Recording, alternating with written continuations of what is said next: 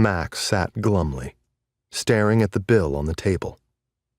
He sighed, the sound like a leaky balloon, leaned back and ran his fingers through his short, unkempt hair. I'm not going to be able to do this, he thought. This just isn't working. He contemplated what to do, knowing he had to find a solution.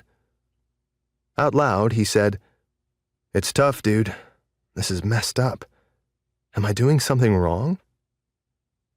The concept of student loan debt had seemed simple at first, but Max had obviously underestimated the future issues he'd be facing. Now he had a rather simple problem with a simple solution, but that was easier said than fixed. He needed more money. Even though he had graduated from college almost 2 years ago with a decent degree in business administration, Max still couldn't find a better job than his starter gig. He was super overqualified for his current job, just like most of his fellow employees. Every position out there required years of experience, and even then, job security was often uncertain. Several bills were laid out on the table, but the one causing the most stress was the student loan bill. If only I could just erase this debt and start over, he wished. Life would be so much easier. Max had to be careful with his thoughts, though. He knew that if he dwelled on them too much, he might not be able to handle it. Besides, he'd already started over once before. This was not his first life. It was fortunate his parents had thought he was just being imaginative when they overheard him talking about his past life as a child. Max stood up and went to his room, which was basically half of his small, old, slightly smelly apartment.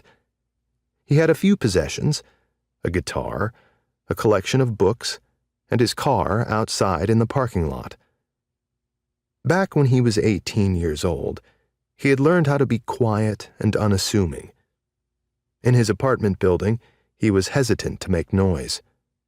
The neighbors upstairs and downstairs, who were the loudest, were also the meanest and least willing to tolerate anyone else's noise. It was funny how that worked.